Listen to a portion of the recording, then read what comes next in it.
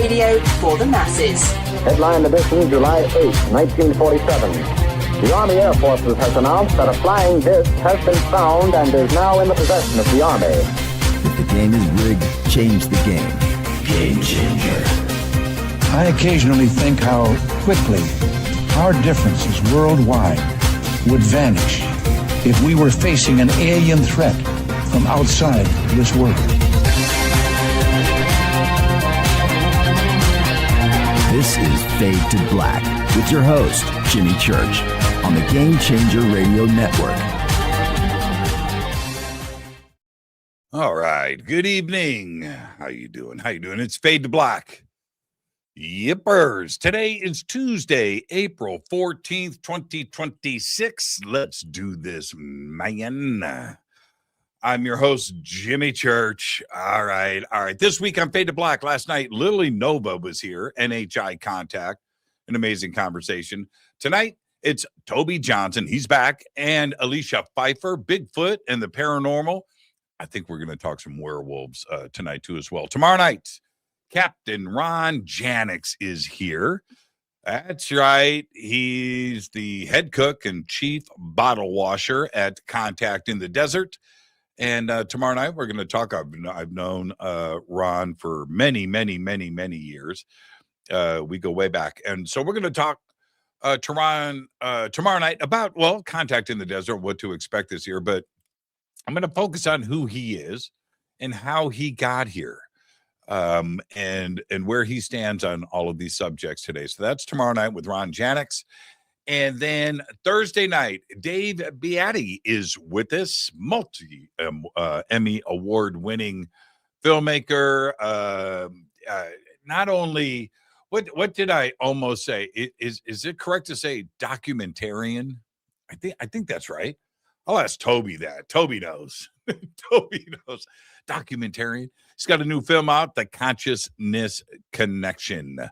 My next event coming up in just 2 short weeks is the Contact Modalities Expo. That's right, May 1st through the 3rd, 2026 in Delavan, Wisconsin at the Lake Lawn Resort. If you haven't done so, head over to the website, Contact Modalities Expo, which is XPO, contactmodalitiesxpo.com. Get your tickets and info. Look at all the speakers, the events, and everything that is set up there. It's a beautiful world-class resort right there on the lake. That's why it's called Lake Lawn Resort, by the way. It's beautiful. So I'll see everybody out there in the heart of the Midwest, and let's go and find a Cracker Barrel together, all right? Or a White Castle, one of the two. We'll see. It's a resort, man. It's a resort. All right. I just popped up in the chat, which I don't do often, but once in a while I'll pop in the chat and ask a question. And the question that I popped up there is, I watched S4 last night. Have you watched S4? And I did it after the show. And so I'm interested. Okay, hold on. You guys are talking about tacos. We've got Bigfoot on the show tonight, right? Special guest Bigfoot is popping in. Did you guys? I guess not. I guess nobody watched S4 yet. I thought, nope. Oh, I've got one. Okay. S4 was awesome. Nope. But I did. Okay, there's one. One came in. Am I the only one that paid for that? It's okay. Put Bob Lazar to the side. It's a film about Bob Lazar, starring Bob Lazar. But put Bob aside. It's well made. It's well made. It's well made. And yeah. So I'm going to leave it right there. It's well made. It's worth it. It's worth it. It doesn't matter. Everybody knows my position on Bob. I'm not going to go into that now. I don't know what your position is, but go and check it out. All right. Everybody's saying, no, I can't wait to Bob is back on the scene. All of that. So go check it out. Okay. It's for the special effects and how they did everything. It's pretty good. It's pretty good. It's pretty good. It's pretty good. All right, I'm gonna leave that right there. I just thought I'd throw that out there. Somebody's gonna ask me. It'll be in the AMA. It'll be somewhere. Hey, Jimmy, man. So have you seen S4 yet? So now I can say yes. All right. Somebody help me, please, man. Somebody help me. Just go watch it, okay? I'm holding back, as you can tell. All right. I think George Knapp drops an F-bomb. He definitely says shit once. I was like, what? I've known George a long time. Okay, let's get started. Tobe Johnson, Alicia Phifer are here with us tonight. I've called the show tonight Paranormal Bigfoot. And I did that so all of us could just have the freedom of going wherever we want to go. And we are going to do that for sure. And yeah, so Paranormal Bigfoot. Let's just go with that. But we're going to talk to Tobe and Alicia about their background and how this has brought together a partnership. And we've got Tobe's take on Sasquatch and Bigfoot. Now we've got Alicia coming in, who has got more of a background of the paranormal and supernatural. I think that is a good match and a good fit. So there is all of that, but we have the stuff that isn't necessarily paranormal, where we've got biological evidence. We've got eyewitness testimony, but then we have Bigfoot appearing and disappearing a lot, right? There is all of that. And is any of this tied to ET and UFOs? Yeah. Which is the line in the sand that I dare to cross. Tobe is a paranormal researcher. He's an author, filmmaker, known for exploring the connection between Sasquatch encounters and broader non-human intelligence phenomena. He is the co-producer of A Flash of Beauty, Bigfoot Revealed Parts 1 and 2, producer of the upcoming 2027 documentary Voices in the Wilderness, and the 2026 coming up. It's called HOWL, Secrets of Stout Grove. Yeah, Tobe is the author of The Owl Moon Lab, a paranormal experiment, a firsthand account examining the links between Sasquatch, UFOs, and ghost phenomena. Alicia is a paranormal researcher and experiencer focused on the crossover between Sasquatch and non-human intelligence phenomena, combining intuitive insight with field investigation. She collaborates with Tobe to explore high strangeness encounters and expand multidisciplinary research into the unknown. All right, let's get this started. I would like to welcome, I would say, I'm going to, okay, I have to do this two ways. Welcome. I would like to welcome back Tobe Johnson for the first time on the show, Alicia Phifer. Alicia, welcome. Thank you. Thanks for having us. Yeah, this is great. Now, let me just say this out of the gate to everybody. They are in the middle of nowhere on an Elon Musk internet connection. It's true. So, yeah, that's my way of passing the buck if anything happens. Hey man, it's Elon. It's Elon, man. Put that on Elon. Put that on Elon. Yeah. Yeah, exactly. This is going to be a lot of fun tonight. I know where you guys are at. So as we get started, I've got to ask the obvious question. Are you guys in Bigfoot country? Yeah, absolutely. Yeah, 100%. 100%. It was kind of, we were warned early on that things could unfold. And indeed they have. It's kind of been that way for Allie and I since around, 2018. This stuff has kind of followed us from place to place. Yeah. Right. And Toby's leaving gifts. See, here's the thing. Alicia, do you know what you got yourself into with Tobe? Yeah, totally. Because I was pretty familiar with his experience and research with like the Owl Moon Lab down in Cottage Grove.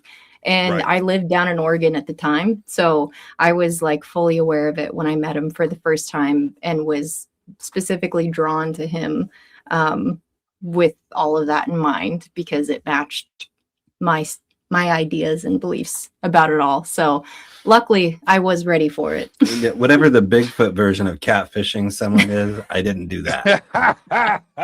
That was good. Okay. Yeah. Okay. They're going to be at Sir Laughs a Lot all week, everybody. And go and check them out. Try the veal.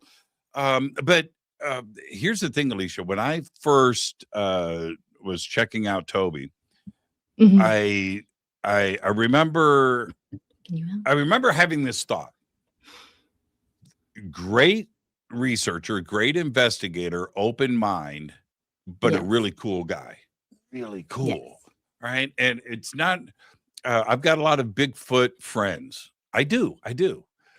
They are Bigfoot people. You can look at them and see that they're big. You just know.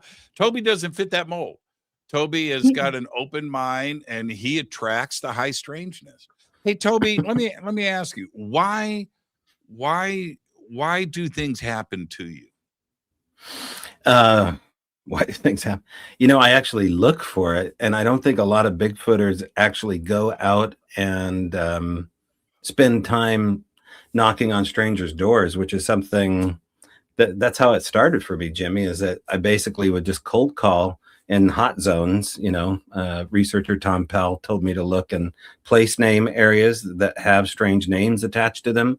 And so for me, if I could find an area called Devil's Mountain or Spirit Creek or, you know, Bigfoot Valley, and there was an old, you know, 2-story farmhouse, you'd probably find a guy in a Hawaiian shirt knocking on your door. I did want to make sure that I mentioned real quickly that I am a co-producer on Voices in the Wilderness coming out. That's a total oversight and mistype on my hand. If anybody knows anything about the biz, there's a big difference between a producer and a co-producer, but I just wanted to put that caveat in there. But anyway, so yeah, for Allie to come along and kind of want to join forces with me is a dream come true. I mean, if you watched any of our episodes on YouTube, you will see that she has fully got her Indiana Jane on, which is just like crazy. She does more than any fella that I go out in the woods with. And it needs no prompting. Like she grabs her GoPro and throws her big out in the woods. So it's amazing. I have a couple of, I'm just going to say it. I don't want to sound sexist or anything like that, but I have a couple of female friends that are researchers that I would never do what they do. I mean, there's something I don't, and the energy too as well. I mean, I'm the one yelling at their back, don't go in there, right? And I'm not going in. No, and if you need help, I'm not coming in. You know, it's I'll see you in the car if you make it back. Right. It's really interesting how that goes down. So Tobe, I totally agree with you and hear you on that. But you just mentioned something, the cabin in the woods. This is a thought that I've always had. I've never really asked researchers. I'll ask you both, but Tobe, I'll throw this at you first. If you come across an old abandoned cabin or barn or structure in the middle of nowhere, do you think that Bigfoot crashes there once in a while? Well, I would. And I think they're a lot like us, right? They have the same proclivities as humans as far as attitude. Some of them need adjusted, some of them are just your type. And so I know that's tough for most flesh and blooders to believe, but the evidence shows time and time again that these are a type. So I can give you examples of what you're saying to where that seems to be likely. And we kind of live in such a place. This place was abandoned for 2 years, and the people that lived here before were slapped right outside this curtain.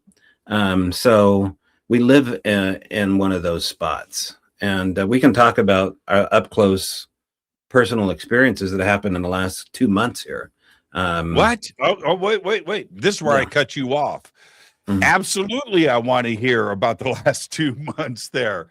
Who did it happen to first? You or Alicia? Okay. Alicia, what happened?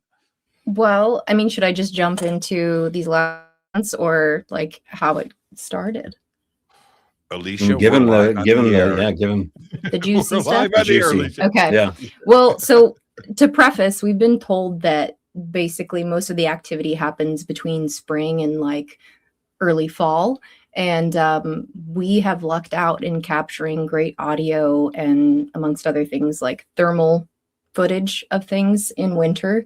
So I think it was January that I caught, because I always walk around with I have a little FLIR camera that plugs right into my iPhone. And I typically just use it because I like to know if there's cougars around. They're known for being here. So for my own safety and, just to feel at ease, I always have that. And we come up on this path, just literally, I don't know, like a 2-minute walk from above our cabin in the woods here on our property. And on the left side, there's like this, it looks like a Bigfoot crouched on the left side of the path we're about to walk into. And I joke about him like, oh, look at that cold signature. And that's something to note. Put a pin in that for the fact that it's a cold spot. It's not a hot spot. It's a cold signature. And we're joking about it. And he goes, I'm going to walk towards it. And I was like, wait, you're like flushing out the screen with your heat signature. So we back up and I start to walk towards it. And this thing, I mean, I start cursing because it scares the absolute crap out of me because it darts from left to right on the path. On 2 legs standing up. So yeah. I don't see this happening, but what you have to know is that we've been warned that they're here. Like, I don't know if you know Officer Rich Germeau's story. He was an officer on duty in La Push, really famous case up here in the Olympic Peninsula. And we live not too far from him. He's our neighbor. And so they followed him here, right? He elicited them, invited them here. And so now they're here. And when Allie says, the F-bomb, she's seeing something I haven't seen yet. But when we went back and reviewed the footage, I mean, I get chills thinking about it because it's been 20 years of trying to prove that these things have these abilities. And she recorded a black signature, a cold spot, walking across the road, which can't really happen because it's the coldest thing. But what do we experience when we have these classic symptoms of a paranormal encounter? We have these cold spots that suddenly erupt in our FLIR camera. We feel them. And there's all sorts of, maybe reasons for this would be happening. If you look into the work of Dr. Simeon Hine and what he's talking about with dark matter monsters, maybe this is something like a cold fusion reaction of something like that. But she got incredible proof on camera from the backyard less than 2 months ago. And the runner that happened not too far after. Yeah. And that was a moment where we record every night, Jimmy, and we put a recorder out behind the wood pile because there seems to be a castle and moat theory with Bigfoot. They like to have something between you and them. And so it's perfect. There's a lot of witness reports with wood piles. And so we stick the recorder there. We line a 50-foot AC 3.5 adapter and plug it into the big boy speaker and set it in the living room. And then our cabin essentially becomes a giant recording studio and we hear everything happening. Well, this night we heard something burst out of the wood pile and come running past our window on 2 legs. And, we live, in rough country where you definitely don't want to come up here unannounced, especially at 2 a.m.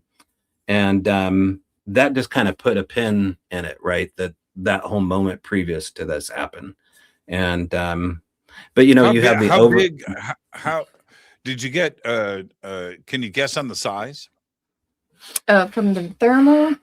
It was the width that was most shocking. Yeah. It's tough because it was literally, when it darted across the path, it was crouched, and it was crouched when we saw it sitting, and then it crouched as it ran. But the thing is that it moved inhumanly fast. Like we have replay of it on one of our episodes, and with slowing it and zooming it and trying to stabilize, like that sucker moved quickly, and not something a human can do. But I mean, you did try to, we tried to reenact it. It's tougher with thermal because thermal makes it really tough. temperatures, temperatures read it differently. So like the night before was like, you know, a specific type of temperature, or there was fog in the air or something. And so it looks different, and we tried really hard to recreate it. But with us as like living beings and being heat signatures, you had to like switch modes to where it was kind of a flip-flop mode from the one that we captured it on. What happened to the previous residents of the cabin? They had just moved out. It was family, and they just were getting their own place. They were kind of living on their parents' property and moved into their own place. Are you sure that's why they moved? They were creeped out. Yeah. We know that. And what's interesting, though, is that they've actually moved back just down the road. So I think because one of them is a family member and an old name to this community, there's something about living in a rural town where the older names garner more respect with the humans, but I think they might garner the same respect with these things. And so this young lady just moved back, has a daughter, and so we've thought about approaching her, Hannah is her name, and bringing Hannah up to our Night Sid area to see if we can actually see anything, because we haven't seen anything here. She's seen one run across the road. They've seen quite a bit, actually. So it may, you know, and the way this kind of works for me too, Jimmy, and maybe you too, to a certain extent, Alicia, is to host off of other people that are magnets for this phenomena. I really don't feel like I am. I kind of just stand back near the people that are and kind of wait. And so maybe that's why stuff is happening here, is because I'm just kind of like, I couldn't agree with you more. Last month, this has nothing to do with Bigfoot, but it has everything to do with strange shit happening to me back to back that you can't explain. All right. I walked out front. I posted the video of this. I walked out front of my home at night, and I see something. I live in the desert, and I see something off to the left come out from behind my house. I don't know what it was, but it was a big black thing on four legs. I thought it was a raccoon, but 100-pound raccoon, right? And it kind of it was big, right? And I watched it go out into the street, and I shoot a video, and I post it online. All right. I've never had an encounter like that. All right. Except 2 days later, I'm now in Sedona. I come out of my hotel room. It's about midnight for a smoke.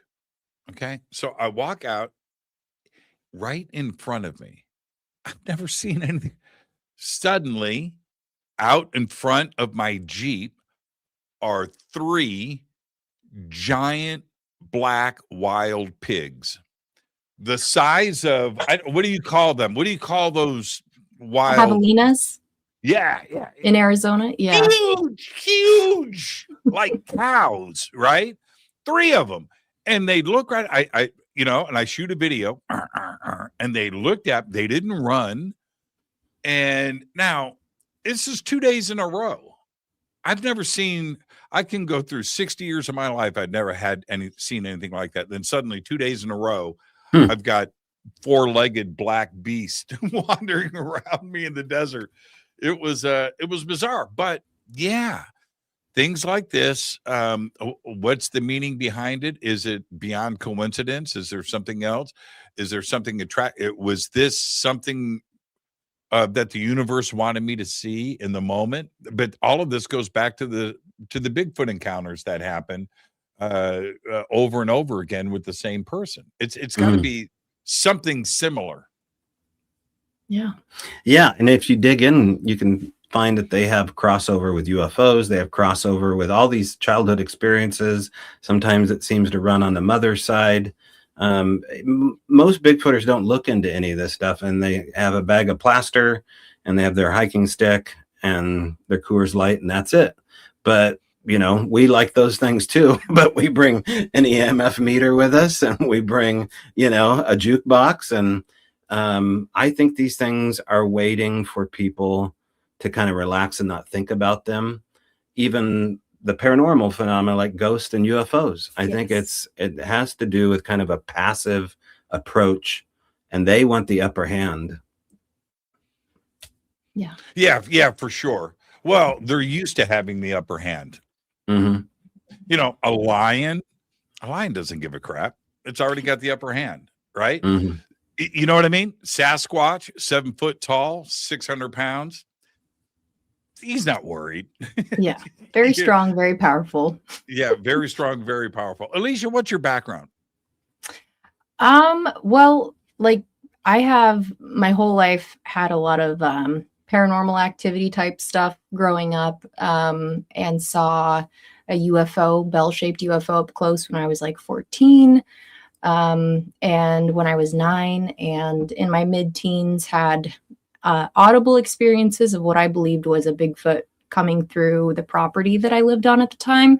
So it wasn't until my late 20s that I started to branch out and try to get in the woods to...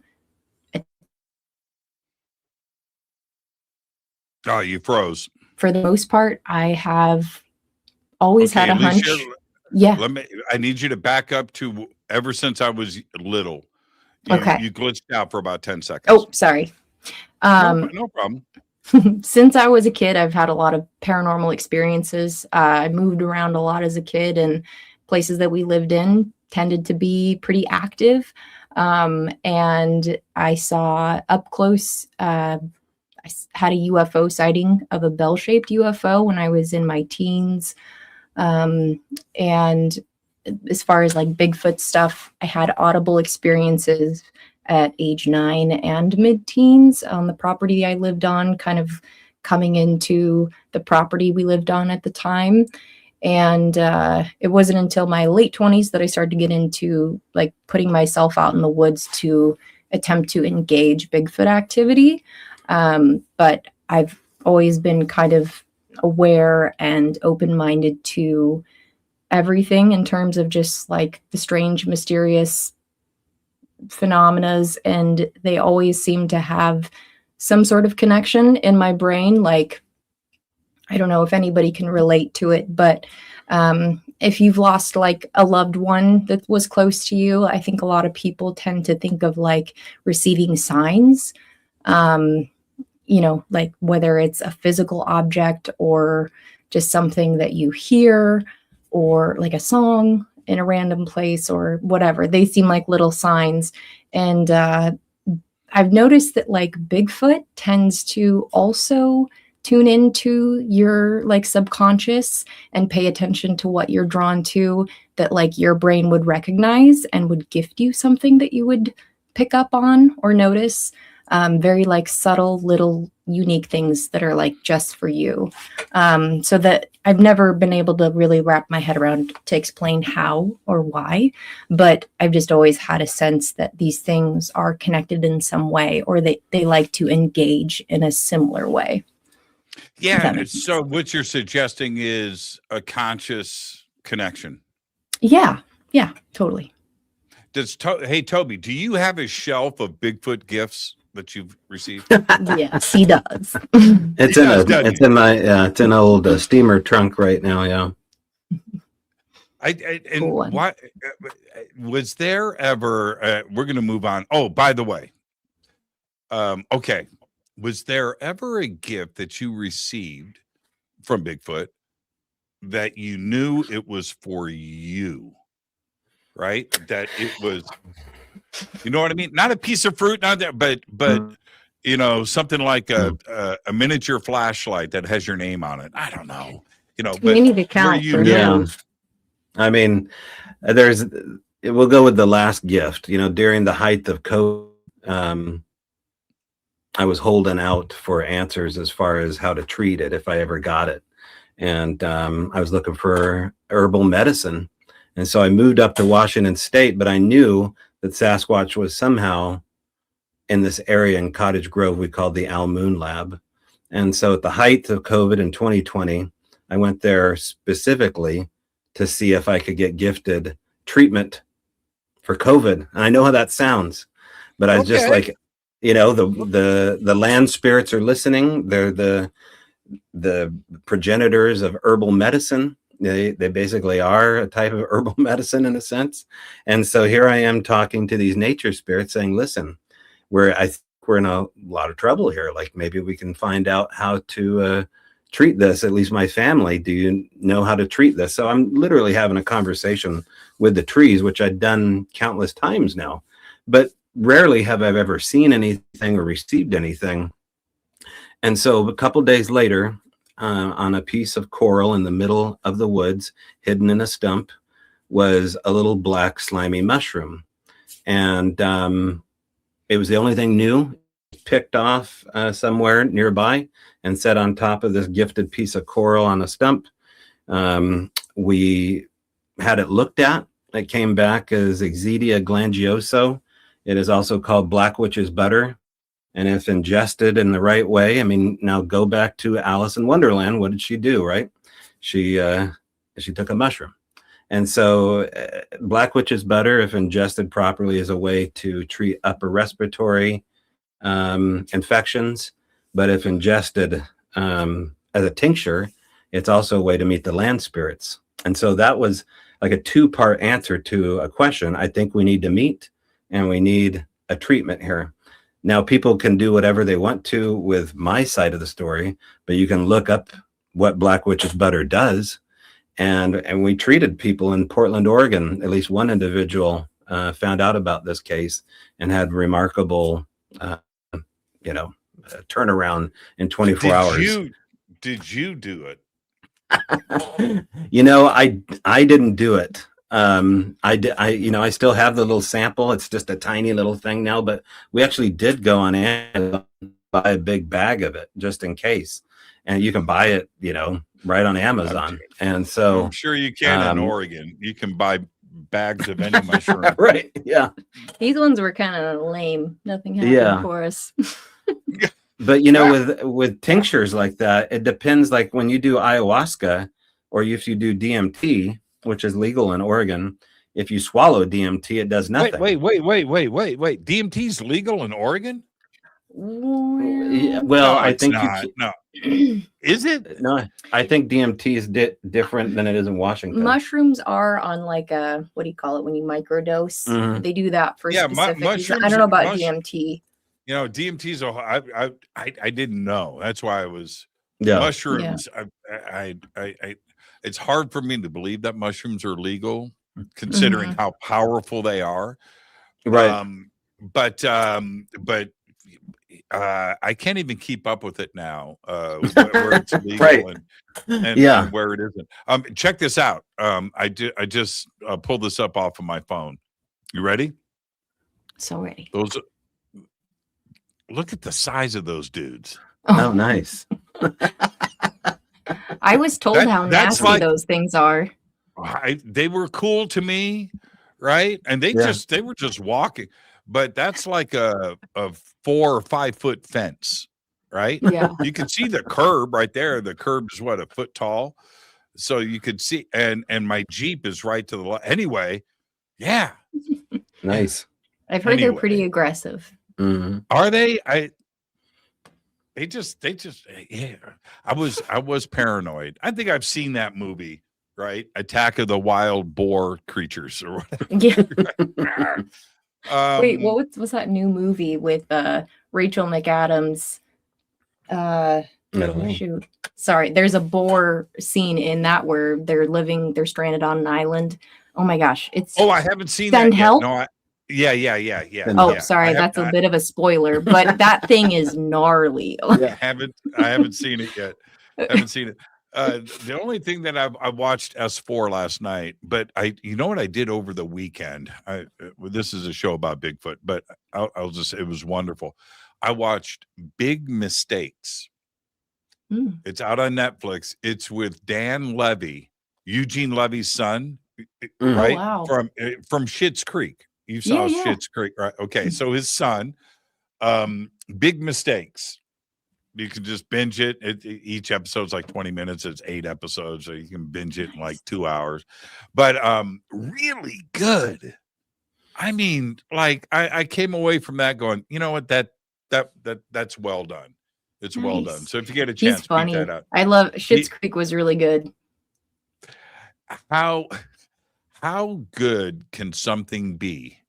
Well, Schitt's Creek is the answer. Right? How good can something be? It's perfect. It's perfect. It's a perfect series.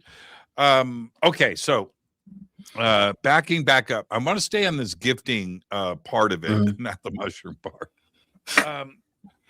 because that I've seen a lot of videos over the years, and so have you guys, about leaving stuff out for Bigfoot and things, but it's a whole nother level of sentience and intelligence when you are gifted and the gift is returned.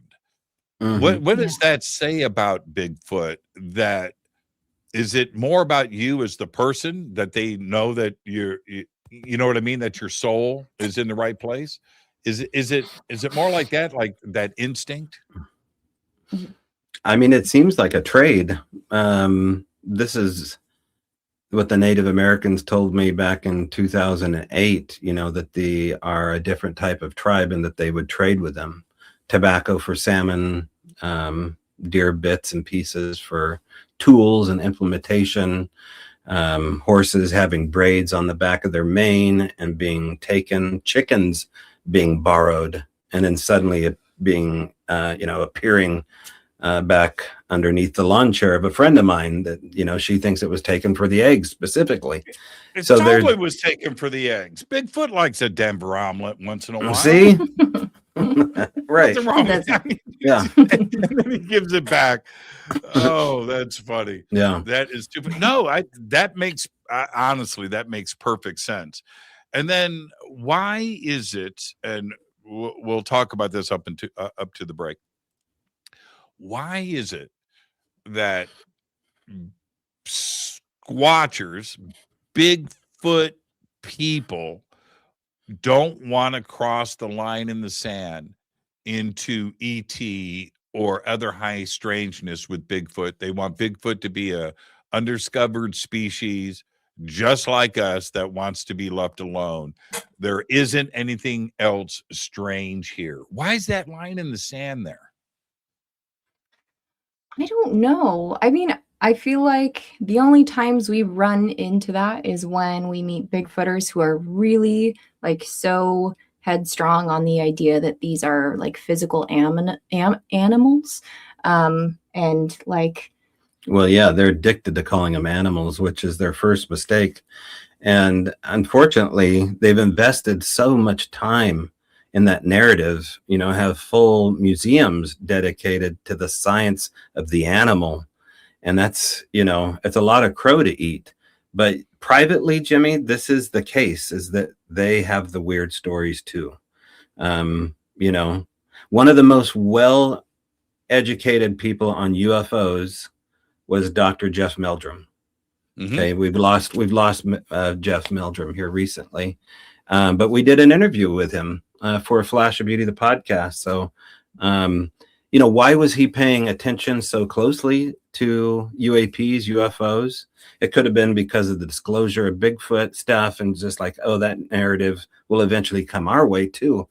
But, I know that these guys are talking about the stranger cases and they've had strange experiences. I've been with them happen, and it's just too painful for them to change midstream right now. However, the BFRO, they're forced to, because people that go on these BFRO expeditions are experiencing orbs. And so recently the founder, Matt Moneymaker, was on Finding Bigfoot with Cliff, wrote up a whole article about experiencing orbs and how to report them. And I think even Mindspeak. So this is new territory for a lot of these guys to talk about this. And now they're kind of leading the way with David Paulides and, this conversation is going to be had whether or not these guys that call these animals like it or not, because people know that they're, the non-human intelligence, the NHIs, don't just look like little grays. They're variables in this. Yeah, and they don't Bigfooters. Yeah, let's call them Bigfooters. It's really strange how when I get around somebody that is fully engaged with their version of what they're researching, which is fine, they don't know how to have a conversation about UFOs or high strangeness or the supernatural. It's just not their world, and they haven't spent a lot of time in that world. So it's an uncomfortable zone for them to go into when they don't have the background of the experience to maybe connect the dots, but even to have that conversation with somebody. Yeah. I mean, I think you feel the most safe and comfortable in life when you can like predict and understand something, excuse me, fully. And I think for some people, it's like compartmentalizing these individual things is just easier because they can ignore the rest of the stuff that's happening, on one end from like a conscious level, but on like a subconscious level, I think that people that aren't even aware of how Bigfoot can show up in weirder ways, like maybe a more paranormal side, just doesn't even really click in some people's brains, or they wouldn't put the two and two together because they don't think to look for that. They're not even aware that it's possible. That's exactly right. Well, the classic example of what we're talking about here is it seems to be totally normal to see a set of Bigfoot prints in the ground that start and stop from nowhere. There's nothing previous and there's nothing after. That's okay. All right. Okay. But if it was coyote tracks that appeared out of nowhere and then disappeared, they would lose their minds. Because coyotes can't do that, right? They'd be like skinwalkers. Yeah, exactly. But when it comes to Bigfoot, they don't want to go into that zone. Yeah. So that's the other part. Now, okay, what is the crossover there for the both of you? I'll throw this to Alicia first.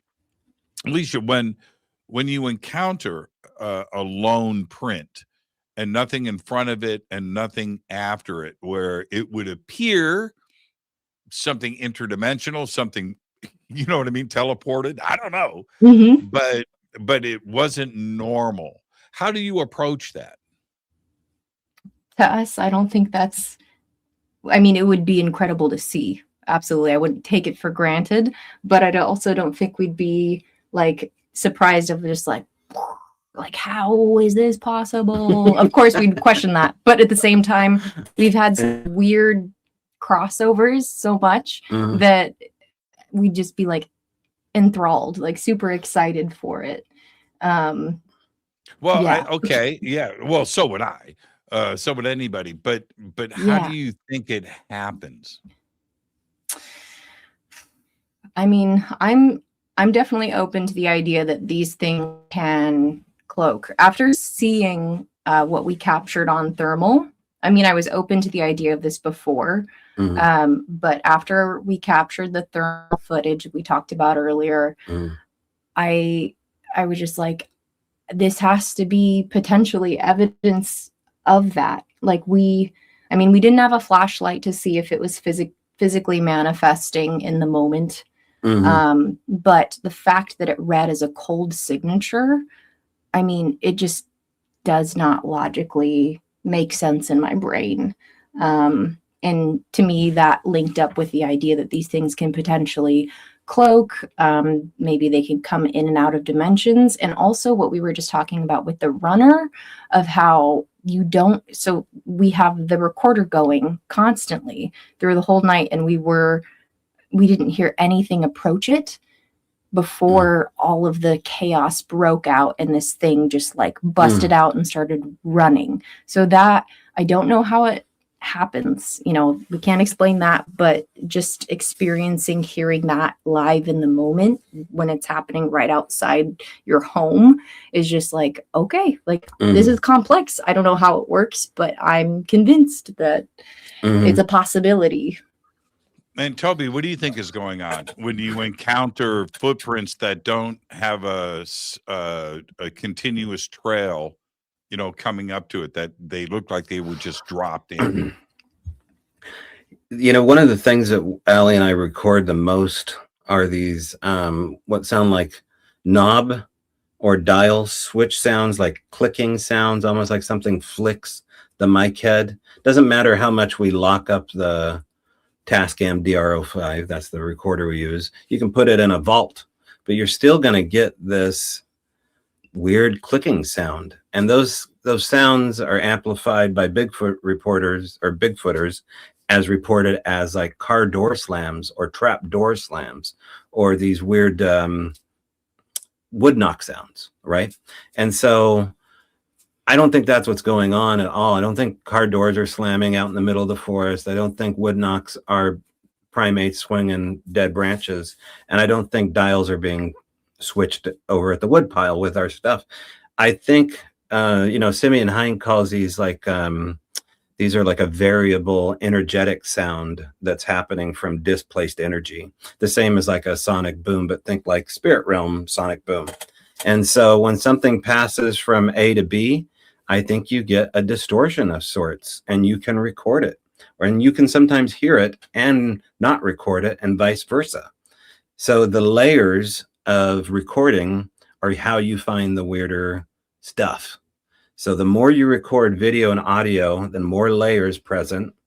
You just got to drop the needle in the right place on the record to find it. And that's where we find that this stuff is happening. So you can have an apportation and you won't know how it happened, but you probably recorded a popping sound because, you know, when these things come into existence, they come through the veil. And sometimes, most of the times, I think they make a sound. And so how they do that, I think frequency, vibration, something in that some electromagnetic phenomena. Yeah. Yeah. Some kind of, you know, getting into Tesla answers right now. So you know, Ron Moorhead puts it in the same category for everything that happened up at the Sierra camp. And that story is much weirder. Way, you know, when this film comes out at the end of the year, Voices in the Wilderness, it will tell the story that Allie and I are telling in a much more concrete way because of the amount of witnesses that were with one when he experienced all those stuff. So I bring his name up because of the fact that it's really kind of one of the forefathers that I was kind of looking up to when I was doing all this stuff. It was the weirdos, you know, right? Like it was Tom Powell, Henry Franzoni, Kwani Laparitis, Ron Moorhead talking about the stranger stuff that made more sense. And these guys seemed like they were having a blast and they weren't frustrated with the gray areas. They just put the gray area, like a researcher friend says, away and file the gray stuff away and then come back to your file cabinet when you can use it. Well, I think that's Ron's approach. I think that's Ron's approach at life. He's just a smart guy. And he's going to look at what's happening, pull in the science side of it, right? He's very bright when it comes to that, and just look at what's going on, and then how do we apply something else to it to try to figure out what's going on. And I think that kind of approach of having different experts from different fields come in. Look, if you have a situation, in this case, it's Bigfoot, and we've got recorded voices. Let's just go with that. Bring in 10 of the brightest people that you know from science with different backgrounds. It doesn't matter, just different background, light, physics, sound, medicine, biology, chemistry. Bring them all, and sit them down and go, okay, don't hold back. What do you think? You're going to have 10 different opinions, probably 10 different fights, but that's what you need to get to the bottom of something, right? That's the approach we need, isn't it? Yeah. Can I say one thing? Like, based off what you're just talking about, like we all have different ideas of what these things are. I remember we were just coming home from the Longview conference, and I was talking to Tobe. I was like, I think, like, what if this, like Bigfoot especially, but like just phenomena in general, literally just engages with you on the level that you're potentially open to experiencing. Like, for example, in the Bigfoot world, the crossover between Bigfooters that are open to the more weirder side versus what we call almost like the apers. That's kind of what we refer to them as, the ones that think of them as purely a physical animal. I was like, what if none of us are wrong? What if we literally just are experiencing a totally different interaction because they're interacting with us based off of like our beliefs, what we're open to, what our experiences are, life experiences, like you were just saying, what our backgrounds are. And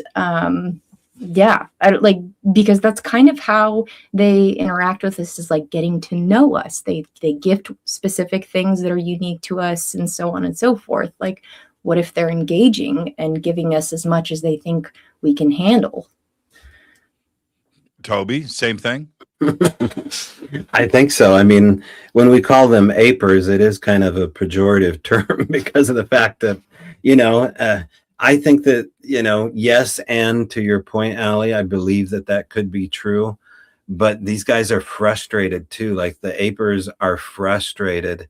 Some of them seem kind of broken because of the fact that, listen, there's a lot of gray area when you experience smoking.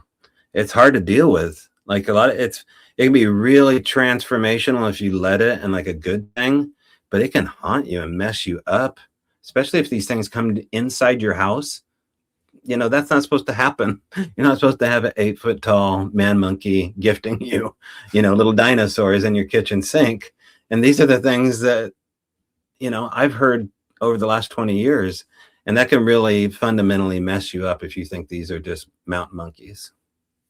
Yeah, the first time that I saw, the only time, by the way, that I looked down, I was told from these kids that there was some Bigfoot prints out in this field. And I was like, bullshit. Man, just leave me alone. I'm going to go get a sandwich. No, Jimmy, come on. You got to see this. So I walk out and I look down. Toby, I lost my mind. I'm looking at, right? It's this deep. I'm 200 pounds. I'm a big, fat, overweight white dude.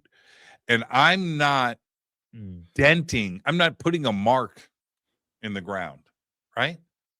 These prints were this deep and fresh in this hard packed dirt. My skin, I couldn't believe we found 4. Now, here's the other thing with that. And there were 4, left, right. And they kind of went in a little bit of an arch, right? Like he was, okay, she. Nothing after that. Nothing before it. I had 50 people with me. We marked everything with flags in the ground. We backed everybody up, and we didn't find any other prints.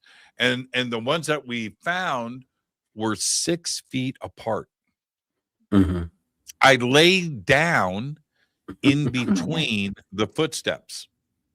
Okay? Wow. You follow me? That's and they, I think they were, oh, you can't see, about that big, 18 inches maybe, good sized. I lost it. And the fact that there wasn't anything. So what do? I backed up and said, okay, how did it just appear? Did it hop in? Did it fly in? Is it interdimensional? Did it just appear and disappear? What, a flying saucer come in and drop them off? All of these thoughts. I'm trying to figure out how 4 prints are there, but nothing else. is there. It was very strange. It was very strange and very real too. That's the other thing. It wasn't something that you see walking. This is a physical thing that's in the ground. Yeah, it was something that I still wrestle with to this day. I can't explain it. Wow. We're here for you.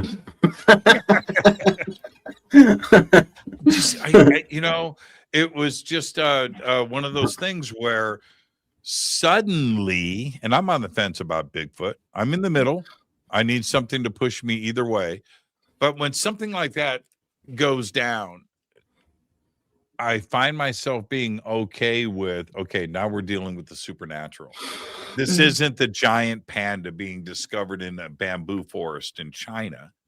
This is something else altogether. That the thing that checks the most boxes is it's something interdimensional. It's coming in from the other side, visiting us, and then leaving, which is why you can't chase them down, right? Because they're not there to chase anymore.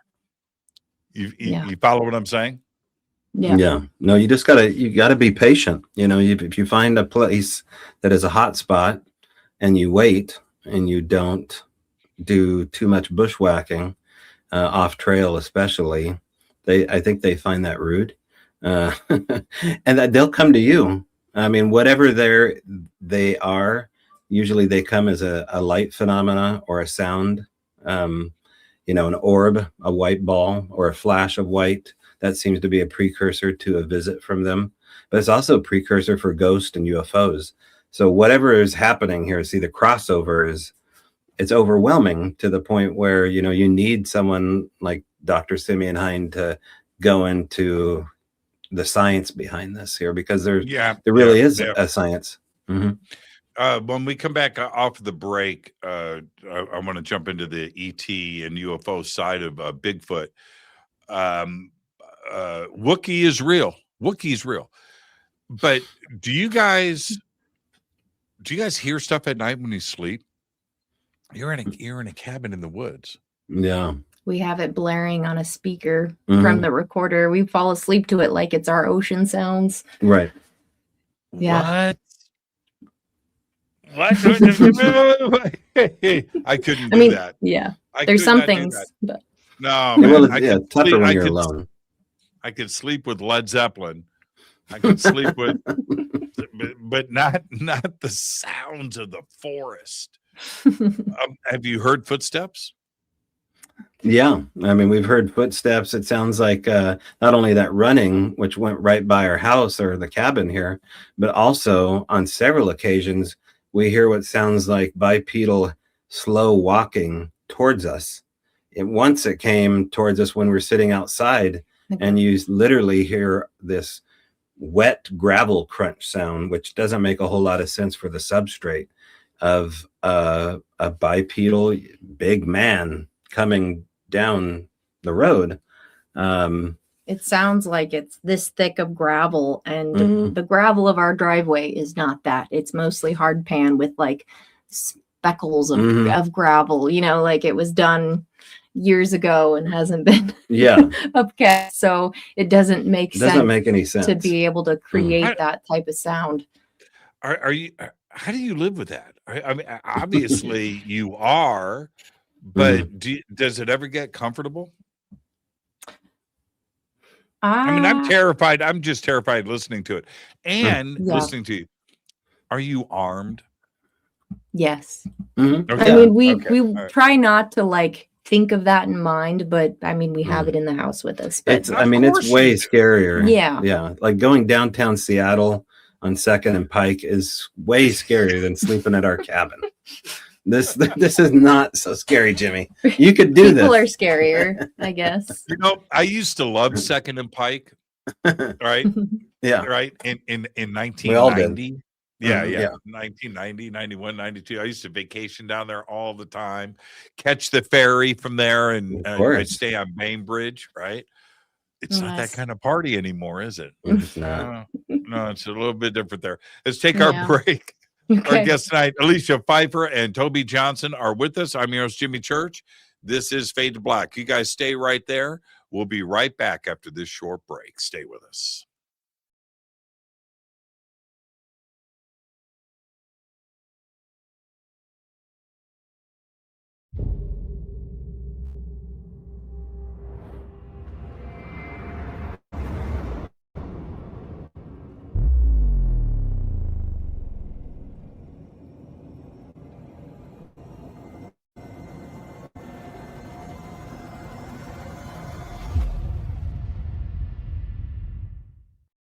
Subscribe to our YouTube channel to get your alerts and access to over 2,000 videos. Click that subscribe button right now.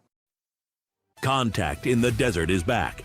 Come see a legendary lineup of iconic speakers, including George Knapp, Jeremy Corbell, Daniel Sheehan, George Norrie, Whitley Strieber, Chris Ramsey, Dr. Diane Hennessy Powell, and many more.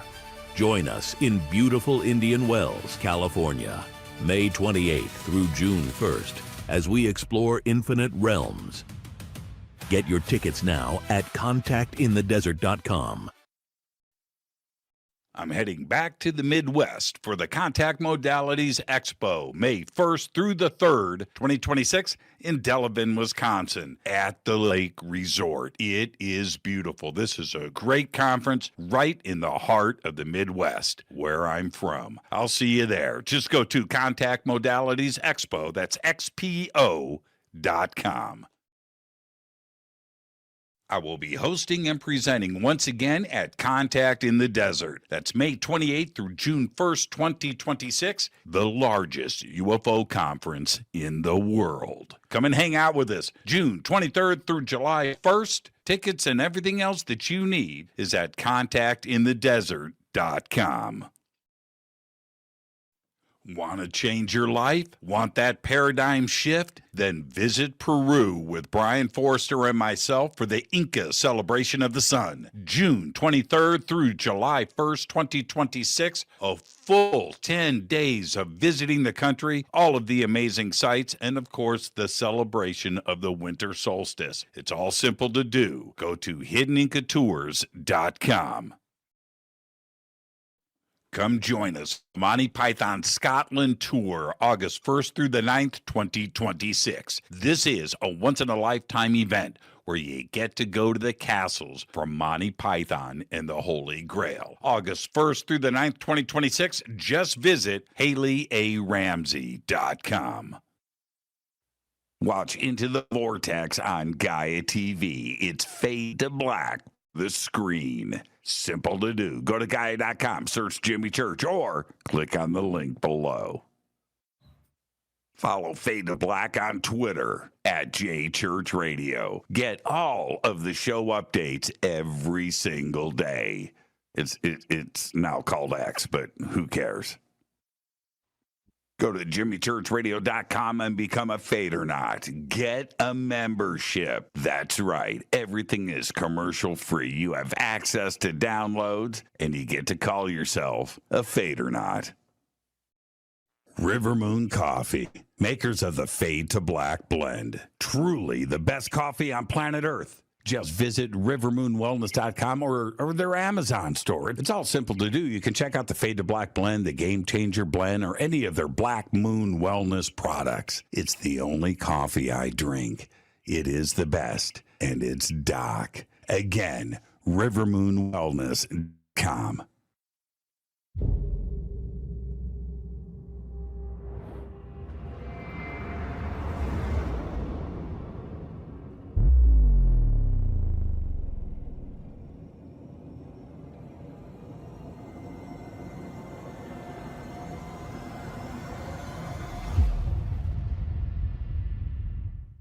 All right. Welcome back. Fade to Black. I'm your host, Jimmy Church. Tonight, Alicia Phifer is with us and Tobe Johnson. We're talking about Bigfoot and the paranormal tonight. Right now, I'm drinking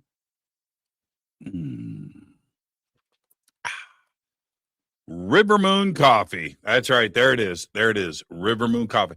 Just go to Amazon, search Fade to Black blend. Whole bean coffee, it'll pop right up, and my picture is on it. It's right there. You see that? You see that? Yeah. How cool is that? All right. Go ahead and visit Amazon and get yourself some Fade to Black blend coffee. There was, before I bring Alicia and Toby back on, up in Mendocino, there is, I'm going to watch Toby go, yep. There is this ginormous, it's the biggest, there's a lot of Bigfoot places up there, gift shops and stuff, but there's this one giant one. It's huge. And when you pull up there, in the parking lot, it's a huge, it's big. It's like the Walmart of Bigfoot.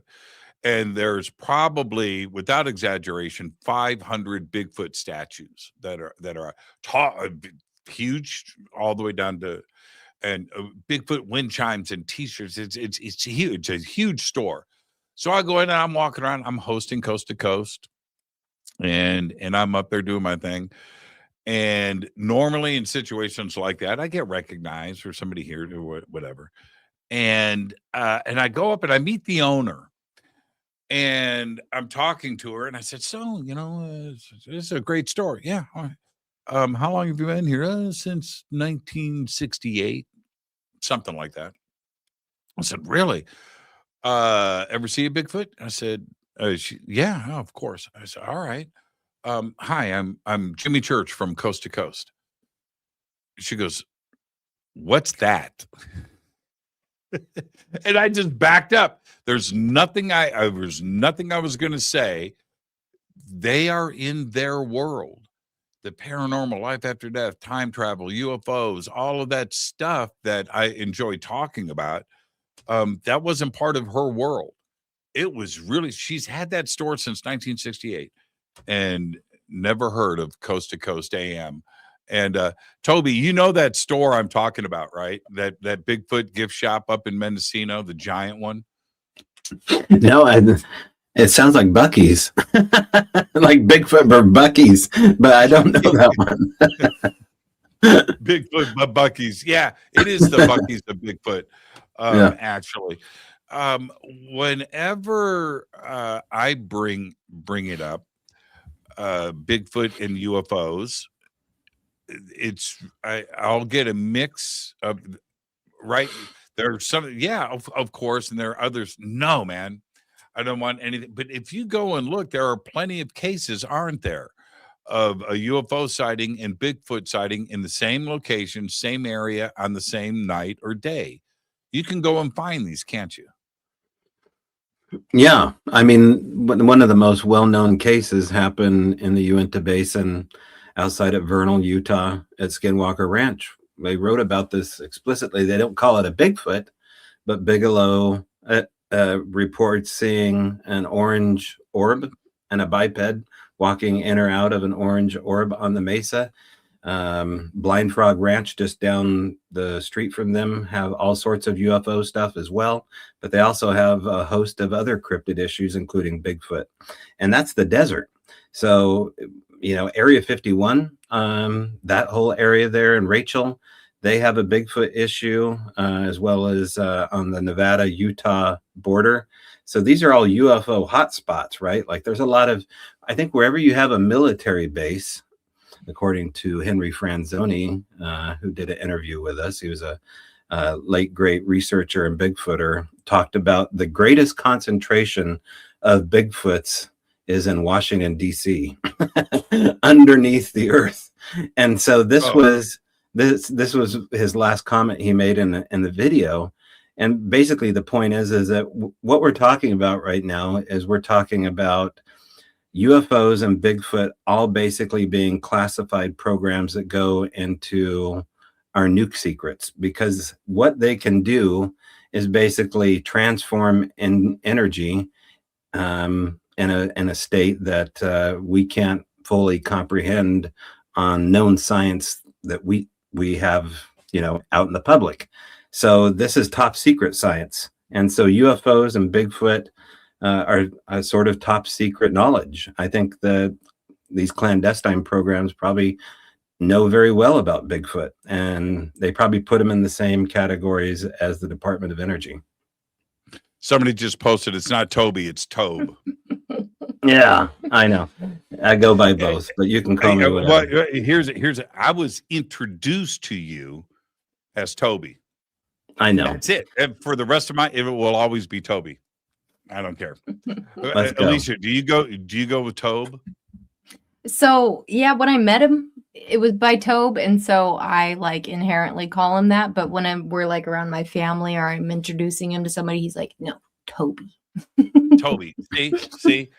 All right. So whoever posted that, there you go. Tobe says it's Toby. Whatever you want. Now, is it a case of let's stay right here. My mind is suggesting that Bigfoot is stepping off of a flying saucer and walking into the woods. That's what I picture. Could that be the case? I'm going to be honest. I recall having a pretty hard time with that idea. Like prior to meeting you, even. Why? Well, that one, why? I don't know. It just sounded like, even though I had the idea that these things maybe are crossing paths in the same realm or something, it just sounded like too fantastical. But I'm not there now. Like I'm more open to that idea just because there's so much that we experience to where I'm just like, I don't know, like this is just happening, and there's a lot of weird crossover. Like we're catching an EVP of a little girl on the same night we're catching essentially like Bigfoot language. Like I don't know anymore. Toby, what do you think? You think that's the case? Well, there seems to be a lot of crossover, right? Like this is just something that you have to get used to, and how they deliver themselves. You know, the uncomfortable part about this is the same uncomfortable part for people that are looking into the UFO mystery in the Pentagon. One of the things that I think it was called the Collins Elite Program out of the Pentagon, and during the height of ATIP and everything that Bigelow is going through as far as getting funding from Harry Reid, I believe it was the Collins Elite that basically had pushback in the Pentagon that said they were looking into demons. And so therefore they couldn't get the funding that they really wanted because of a religious component. We run into the same thing here with Sasquatch, because there is this demigod quality to them, right? Like we're talking about something that is an entity, is a supernatural presence to them, an omniscience. And, you know, one of the weirder things that was said to me about Bigfoot, how to get a response and how to elicit activity, is you have to treat Sasquatch like they are an old god, and that you have to appreciate their superhuman capabilities. And gifting is a part of that, right? So what are we actually gifting? You know, are we making a sacrifice to an old deity, a mound builder? An initiation. An initiation. So this is really crazy territory even for me to think about, but I do think about these things, like who were these originally, and how are we not appreciating? You know, the West is such a strange commercial cluster of different concepts, but you go outside the US, and if you traveled like you have, Jimmy, you find that talking about something like this is very normal. Like the supernatural deities exist in everyday culture, but here it's just weird. Like you can't do it, right? Like I grew up Protestant. You couldn't bring this to any Protestant church and have these conversations. There are no miracles. There's no supernatural component in any of these churches anymore. And so they don't know what to do with the stories of the Old and New Testament, because it talks about things. So right, man. You see what I'm saying? So right. But Jesus teleported. So that's okay, right? Mhm. That right? But you bring up something else like this and the belief system breaks down. I don't understand that. And then you have Dyatlov Pass. And when you break down that incident, really break it down, before and after the incident happened, the tragedy where everybody died, there was UFO sightings. Okay. Now you take that component and then you bring in the KGB that classifies all of this as top secret. And you look at the shredding of the tents and so something was there, something terrified them. And you can look at Yeti or Bigfoot and go there, or whatever else could be in the animal kingdom that could do that. But then you throw in the KGB and you throw in the UFO sightings and the lights in the sky, then you have to approach this a bit differently. And I think Dyatlov Pass, which there's a lot of investigation that went on with then the Soviet Union, that paid a lot of attention to that, with the case that if it's just normal, then why is the KGB getting involved? And why were there flying saucers and stuff in the sky that was seen before and after the incident? Is the Dyatlov Pass an example of this, where UFOs and ET and Bigfoot combined is right here in front of us? I mean, most of the stuff that we look at is so neutral as far as it being related to anything like an abduction or a human mutilation or animal mutilation. We've seen animal mutilations in relationship to Bigfoot, and they look nothing like cattle mutilations. You can see blunt force trauma. You can see no signs of precision or laser cutting or scalpel work or anything like that. It looks as though, a primate or a large human with an opposable thumb has taken advantage of something for calories' sake. A couple of times it was like a weird gift left behind, separated snakes, heads twisted off and set in remarkable places, so you would notice it and have a reaction. They have a sick sense of humor, but they have bush law, right? Like, they live in the bush. Their sense of humor is way different than ours, and it's ironic. Like, they know irony. They know, they're the tricksters, right? Like, they understand how to pull a good joke, and they can wait. They can do the long game. Yeah. Well, talking about, go ahead. No, go ahead, Alicia. Go ahead. I was just going to say, on mutilation stuff, that just reminded me of something that was, I think, potentially a gift from Bigfoot. But I was camping in this campground that it was, I think, called Spruce Run, which is off of like Highway 26 between Seaside and like Beaverton when you're heading that way out to Portland. And the day prior, when we first got there, we had experienced like rock throwing. There was something throwing rocks up and over, like purposefully arching up and over us. And I actually saw like where the bushes were swinging left to right, where it was coming from. And something came into our camp that night and was pulling like a 40-pound cooler across the gravel, where you didn't hear footsteps leading up or leaving, but too heavy for a raccoon. If it was a bear, would assumed you would have heard like heavy breathing. It was literally just the sound of the cooler dragging on the gravel. Anyways, back to specifically what you were referring to was we took a hike along an old train track that next day, and I saw on one of the old, what do you call them?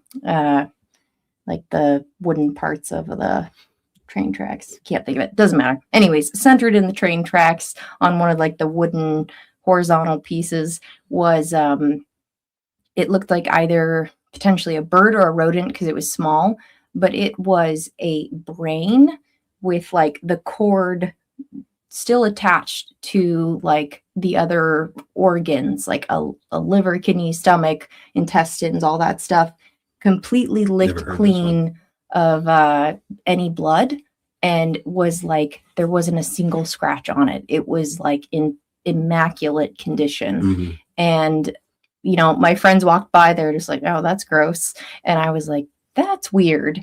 But also I was the only one thinking Bigfoot when I saw the rocks thrown. They thought it was like a homeless person, and I was the only one that heard the gravel drag happening at night. And so I kind of thought, well, maybe they're showing me a little confirmation of like, yeah, we did something weird. I don't know, but I don't know of an animal that would like perfectly, you know, keep all of that intact and remove everything else and just leave it out in the open where have you seen the videos of bears opening up car doors?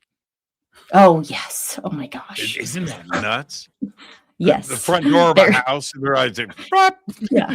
like, yes. What? Bowling ball in a china shop. Oh man. There's a reason why I have a Louisville Slugger behind my front door. That's the reason why that thing just sits there, man. I don't ever want to use it.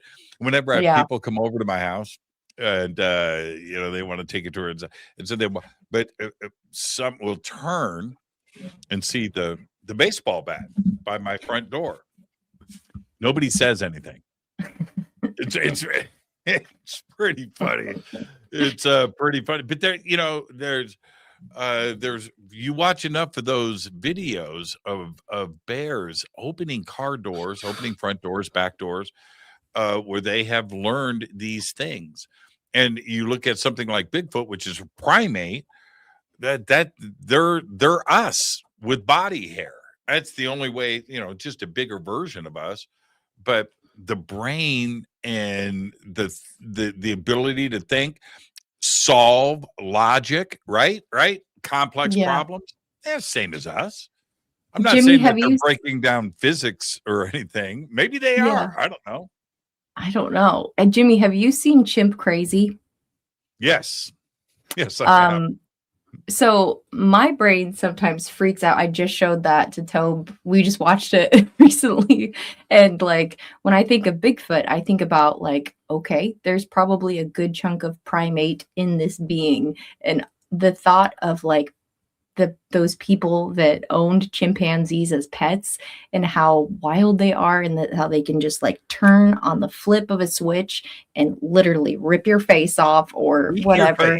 Literally eat your face. Yeah.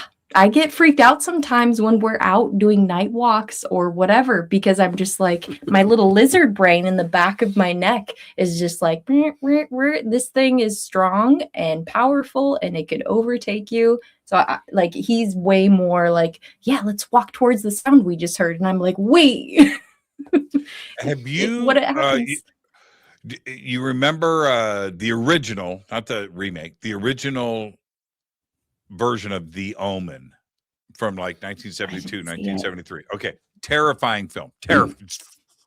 Terrifying. Anyway, there's a scene in that film, Toby will remember this, where they drive through a zoo with like this open bamboo,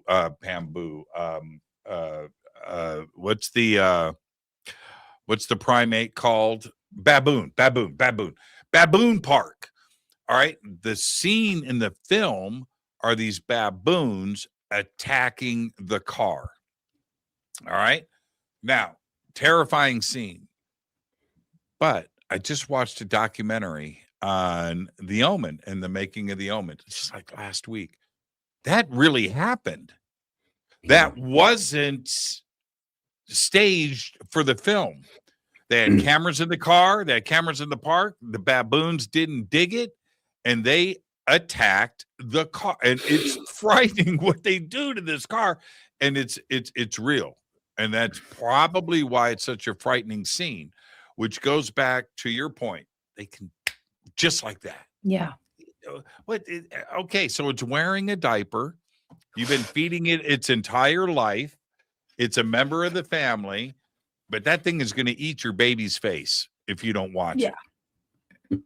Sometimes I feel like I should be wearing a diaper. Are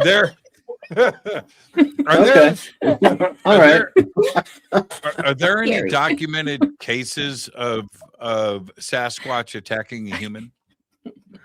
Sasquatch attacking humans? Yes. Yeah. Well, there's the case of Sarah Winnemucca. I believe she was a Paiute American. That would have been up near the Sierra camp where this happened. and she was abducted, and she was taken away, and she came back with some hair after she was returned. I think that there was some shenanigans going on with the Bigfoots and their intention with her, which is something that Bigfooters don't really talk about, but I think about it when I'm out in the woods with Allie, is that, you know, these male Sasquatches have urges, and sometimes I think they were used to meeting those urges. And Sarah Winnemucca, I think, was a part of that story. In fact, her dress, she has a tribal dress on display, and people can go look this up. And supposedly in the tribal dress is pieces of the red-headed giant, the Sasquatch. And so you will hear stories about women that have been abducted, men that have been abducted. Up here in Canada at the Tobe Inlet, there's a pretty famous case of a man that was abducted. Albert Osman, I believe his name was, and he has an incredibly realistic Sasquatch story that gets into language which was never talked about in the 1950s. So you do hear the stories about abductions, but killings, I think the scariest story I ever heard about a Sasquatch that looked like he was going to hurt somebody had to do with a park ranger that said that she was camping out overnight underneath the stars on the coast in Oregon, and she awoke to seeing just the groin and the legs of a Sasquatch standing over her as she slept underneath the stars. And this thing proceeded to act like it was going to smash her head, bouncing its feet back and forth. In fact, the earthquake sound of his feet was so tremendous that her partner was asleep in the truck. He thought it was literally like an earthquake. So he got underneath the car and inside, and, you know, waited to run it out, ride it out. So that's a pretty scary thing to wake up to.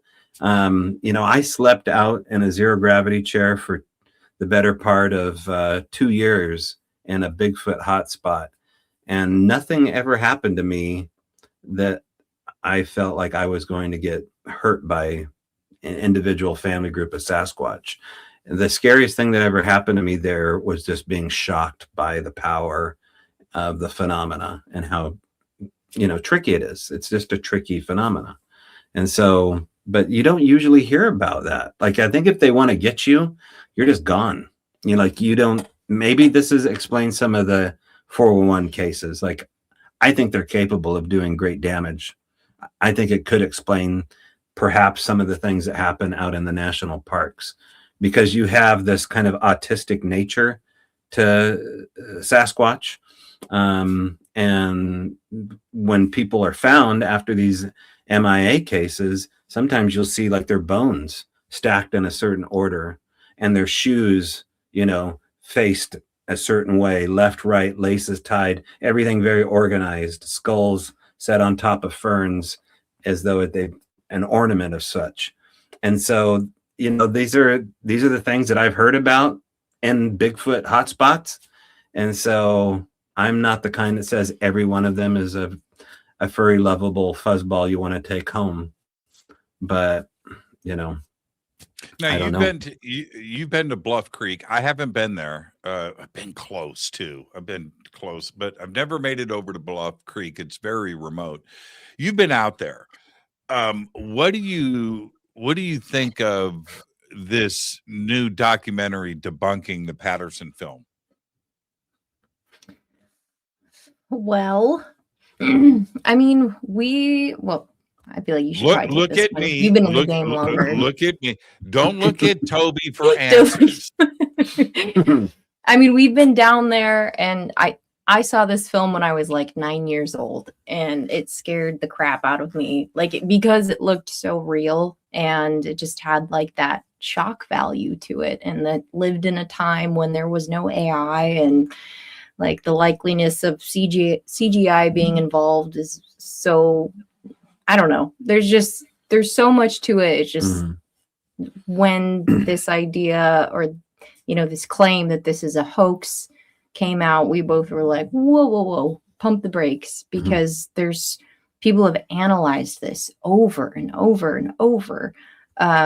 and that struggle, like people struggle to, I don't know, like. Well, I mean, when you look, Alicia, to your point though, Yes. the film is real. Yeah. Whatever is in the film is real. So the debunking, whatever it is in that part doesn't matter. The film is real. Whatever is in the film is real. So that raises an awareness and an interest from all parts of the world and community and science and anthropology and everything else. We have a piece of film that we can study and analyze. And you're absolutely right. The best of the best of the best of the best on this planet has analyzed that film. Not a Yahoo like me, right? Not a Yahoo like Tobe. Right? I mean, real minds have looked at it, and it has not been debunked. You know, and so that's the part. Tobe, what do you make of this latest attempt to debunk and call it all just a big hoax? Well, you know, Bob Gimlin was offered $1 million by the creator of Monster Quest, Doug Hychek, and Bob refused the money because he says, "I can't take your money. I'd love to take your money, Doug, but I'd be lying." It's the offer was basically, if you can reproduce how you hoax us, Bob, we'll pay you $1 million. Doesn't really matter. It's a great film. It's the second most watched film since the Kennedy assassination, by the way. It gets better with time, better with age. It's like a fine wine. In fact, AI just analyzed it 7 different ways from Sunday, and it came back as an authentic, being or creature according to AI analytics. Didn't recognize it as a Bigfoot, but it said it's a biological this, that, or the other. The other crazy thing are the breasts. Now, come on, I can't. I'm not saying I'm a breast guy, but I'm just telling you right now that if you put a breast on a Bigfoot, that just doesn't make a lot of sense as far as special effects are concerned, because you're buying trouble, and if you're going to fake something, you don't want to have like a technical issue with silicone or latex. By the way, they didn't have flexible silicone or flexible latex at that time. So to that point alone, not to mention the fact that Allie and I have been to Bluff Creek, and it was one of the scariest, strangest nights I've ever had in 20 years. So something's certainly happening there. And I just tend to think, because I know Bob, that his story is absolutely true. And if it turns out that Bob was hoaxed, I think that would be the only way that I would accept it at this point. Is it would have to be on par with Beyond Planet of the Apes, because they've already said they couldn't reproduce it. And, we released, Brett and Jill did through researcher Mel Skahan, Bob Gimlin under hypnotherapy for 45 minutes with hypnotherapy that does deep hypnotic regression. And Bob said some incredible stuff under hypnosis. Details. Very specific details.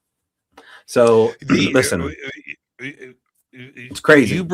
You're right. You bring up one of the best points, though, when aside from my eyeballs, okay, I depend on that.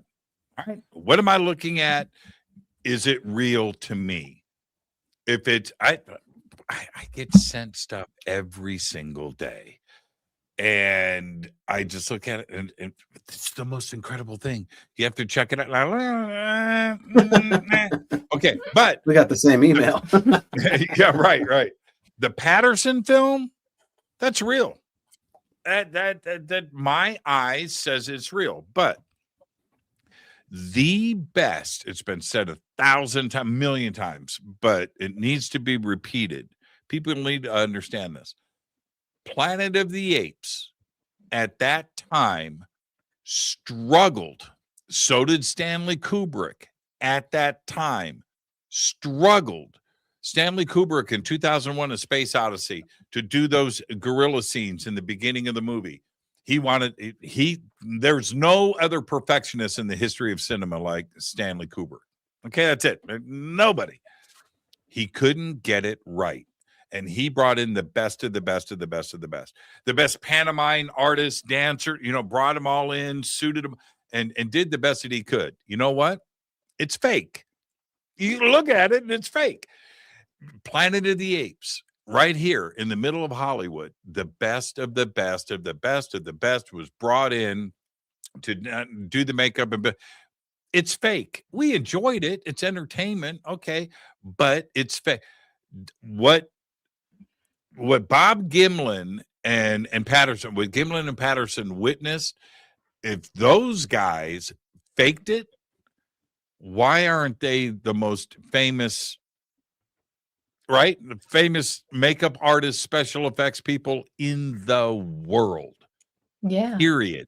Why weren't they Totally. working on Planet of the Apes? Why didn't Stanley Kubrick bring them in to film his scene? That's because it just wasn't available. Yeah. And That's a really good point. It's for me, it's the male side of my brain. I like to look at how things are built, motors, engines, cars, rock, I just like that stuff. So when you look at that, it's like, okay, well, how did they do it? The breast part, huge thing. Also, for me, the muscles rippling through, right? When you see the muscles, I don't, and the length of the arms, by the way, and it's been mentioned enough, but when you look dimensionally, that's not a human. It's not a human. The arms are way too long. But to turn around and try to debunk this, I think the movie is kind of came and went too as well. I think the sensationalism of it has passed. If there was any weight to it, it would have been taken a step further. Don't you agree that the people in this community, including yourself, for me, if something is proved, shown to be a hoax and it's proved, we're okay with that. We're okay, right? Yeah. We're okay. We're okay. You're not offending anybody, right? If that's what it is, then okay, it was a hoax and we move on. We're okay with that. We're not going to, keep the blinders on and deny the evidence. That's not how this community works. Yeah. We do that in our own episodes. Yeah, we have to debunk, stuff periodically, and sometimes it happens instantly. Sometimes you don't find out, for months that something is wrong. And then, there's a big difference, of course, between hoaxing and debunking something and making it transparent, like Ali and I try to do, because I think it's more interesting when you're honest with your audience. It just, we try to show a raw, unfiltered report of what's going on weekly with our lives. It's a little bit like a vlog mixed in with the fact that we live in a weird area up here in the Olympic Peninsula that, we've never had a daylight sighting like Roger and Bob did. That's something that we're still waiting for. I've never seen like hardware of a UFO. I've just seen these organic balls of light in the woods. So, maybe I'm asking too much, but I think, give it time. We actually thought about shooting an episode with artificial intelligence to see how far AI would lead us. Because I don't think AI is just AI. I think Brett and I were talking about it. I think it's like the collective consciousness of everything happening on the internet, and they're marrying in the collective psychic consciousness of us all.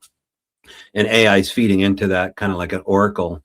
So I think it stands to reason that it probably could send you to a hotspot so you could have a real experience. So I'm looking forward to that one. Do you ever squatch? Do you ever squatch by yourself? We haven't recently, but I'm about to go to Oregon, so you might be. Yeah, it's not as fun anymore. Like I used to do it, and it was lonely. Like you would just get kind of like, if stuff wasn't happening for 2 days and it's starting to rain and you're, but Ali, she's like one of the funniest people I know. And so we have the same crazy sense of humor, and we, for, I don't know if stuff will happen in the woods, but now I don't really care. You know what I mean? So before it was the mission to have an experience, but the experience is to my stage right. I will say, go ahead. I was just gonna say the one time that I like went out into the woods with the intention to like engage with Bigfoot by myself, straight up, like I had in my mind like this place I was gonna go. It didn't work out, all this stuff. I end up stopping at a spot that's like a nature spot, and I'm like, oh, this is pretty. And so I go, okay, I'm just gonna hang out and see if I hear anything. And I do the whole like talking out loud to Bigfoot to give that a try. I'd never done that before. You feel like a crazy person, but the like energy and like people describe is like the zapping. I totally felt that. And then what preceded it was a vocal, the very first time I ever heard a vocal. And that was a moment where I needed my diaper. And because I was just like 2 diapers in one episode. It freaked me out. It was like I had to get out of there. I've never done an official Squatch. Okay, I haven't done it, but there's no way I would do it alone. It's scary. No. Yeah. But you're probably more likely to get something if you're alone. We'll admit that. I think so. But when you have a camera with you, it kind of becomes your secondary friend. And if you can just kind of stay close to a confined area in the woods, like I've done it in, previous occasions out here in the Olympic Peninsula. But the scariest stuff, again, Jimmy, is humans like running into like a tweaker or someone up to no good in the woods.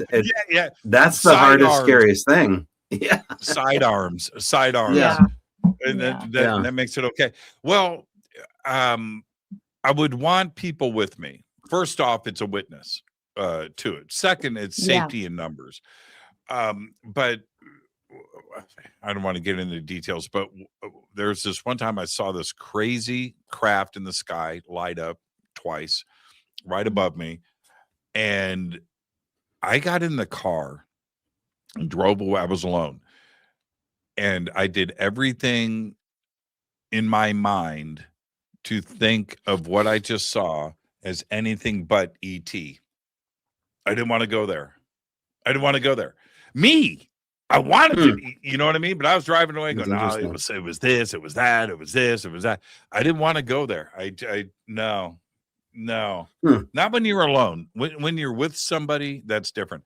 I wanted to bring up something since we're talking about UFOs. This has happened over the last 24, 48 hours. The Logan Paul video is out. Have you seen it? I have. Have you seen it? I haven't. Okay. What is this? What a pile of crap that is. Oh, wait a minute. I don't want to distort it. I don't want to distort. Toby, what's your take of that video? Okay. Well, it's not good quality. And there's a couple reasons for it. The main reason is he secretly recorded it, right? Like he got into close proximity of the desktop screen and secretly recorded this footage that he was going to try to buy from Chuck Clark or whatever this guy's name. And this had been talked about from James Fox for the last 30 years. I think he was trying to get the footage from him and get it 10 years, into 10 years. Yeah, 10 years. Yeah, okay. Or no, he said he saw it in 95. That's right. I think Fox and then George Norrie wouldn't hunt it down for him. So Logan Paul went there and secretly recorded it. But what it seems to show is grainy footage of what appears to be like an orange illumination inside of a car. And then you hear two guys kind of Blair Witch style saying, oh man, I think it's out there. We're by the black mailbox in Area 51 and Rachel. And then they pan up and they see. Now this was I thought the interesting part is the fact that it almost seemed like it was surfing on gravity. It's kind of undulating orange disc in the night sky, just hanging there. And this is what they either say it's like painted in the sky and it moves kind of like a laser pointer out of view. But I also hear like the undulation thing too. So I don't know what to say. I'm like, does it get better than that? It gets a lot better. There's a whole host of videos out there, that 40 some videos, right, coming our way supposedly. Yeah, 40, in the next 46 couple weeks. allegedly. Yeah. Yeah, we'll see. Well, this is when I first saw it, I seriously went, okay, this is nothing.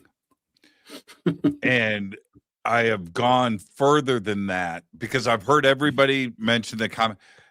It is the reflection on the windshield of something inside the car. And so with the reflection on the windshield, you can take something and move it, or it can move, and that same thing is reflecting in the and that's it. That is not, with all of the buildup, and I've heard about this video for years, okay, years and years and years. What I pictured in my mind was not what I finally saw, and that's it. It's crazy to me that, and I watched Bob Lazar's reaction to it. Oh, okay, yeah, well, it's the right color, dude. It's the reflection of something off of the windshield. That's all it is. When you see the dashboard, right? You see the dashboard in the car reflecting off of the windshield. It's the same color. It's the same color, man. It's the same color. So that's my take. Again, I depend on my eyes, and when I don't see anything at all that suggests that is a craft outside of the car. It's a reflection. Have you been to the black mailbox? Of course you have. I have. Yeah. I have a couple times. Yep. Well, it'd be a great spot to see something like that. I haven't seen anything out there. I've probably been there maybe 4 times. Okay. Yeah. But I'll say this. What most people don't understand about Area 51 and the black mailbox in Rachel, Nevada, it is a drive. Okay, you're not in Vegas and you had 15 minutes, you drive out to area. No, it's not. No. It is 2.5. It's like 175 miles from Las Vegas. So at 60 miles an hour, what is that? 3-hour drive. It's a schlep. But when you get out there, there's nothing there.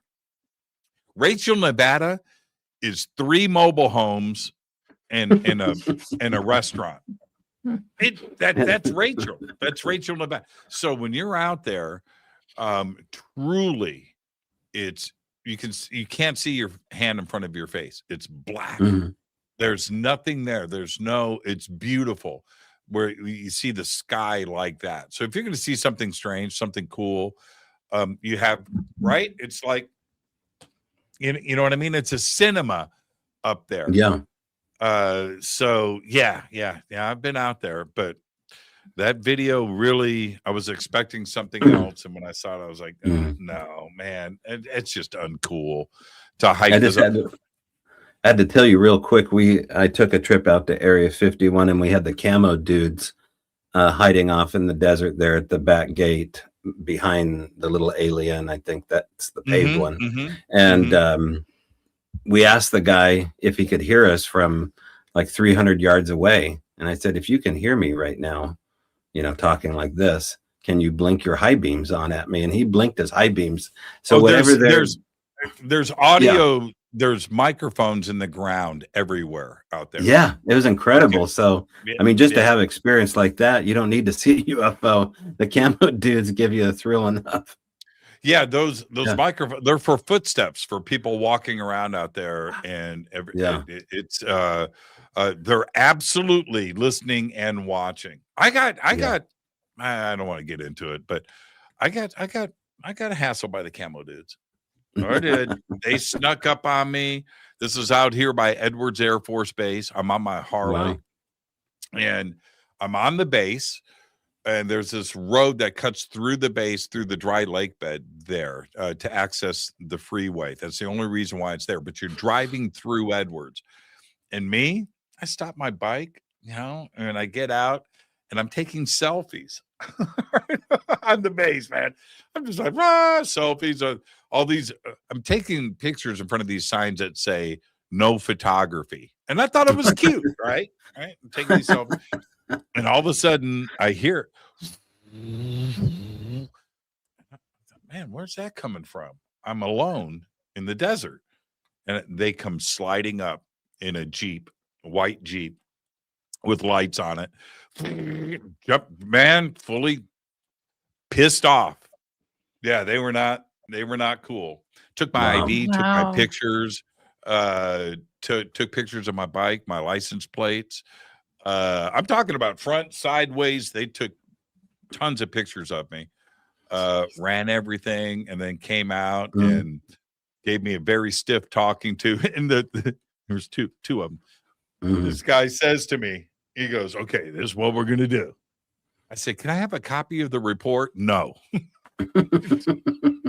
"This is what you're going to do. You're going to get on your bike and you're going to leave. Don't come back." Wow. Cool. All right, cool. Yeah. Dang. Yeah. You know what I did though? I'm riding away, got my helmet on, and I just yelled, "Yeah!" It happened. Yeah, they were not cool. The younger guy, there was a big, tall, black guy. He was not cool. The younger guy, I tried to break through a little bit. I said, "You ever see anything out here, man? Any flying saucers?" And he looks at me and he goes, "Look, we hear the same stuff that you do, that we've got flying saucers here at Edwards. And, and so, yeah, do I want to see one? Yes. Have I seen one? No." I said, "What?" He goes, that's it. That's it. Wow. It's like he just cut me off. Yeah. And they just wanted me out of there. Yeah. It was hilarious. I ended up, he goes, "Dude," I'm going to use bad language because he was using bad language. He goes, "I can't believe you're down here taking selfies in front of signs that say no photography. What are you doing? No more selfies." And I got my phone. So he goes, he's in the Jeep running my stuff. He's got all my ID and everything. He's in there doing this thing. I took a selfie in front of the Jeep. Oh, man. I Cherry pushed on it. top. Yeah, I pushed it. They were there not, cameras visible to you, like where you were? Okay, here's the thing. I live out here. Okay, and everybody out here knows me. All right. I don't talk about that stuff. I will get in trouble. All right. Wow. They have my address, and if I come on here and disclose anything like that, it's uncool.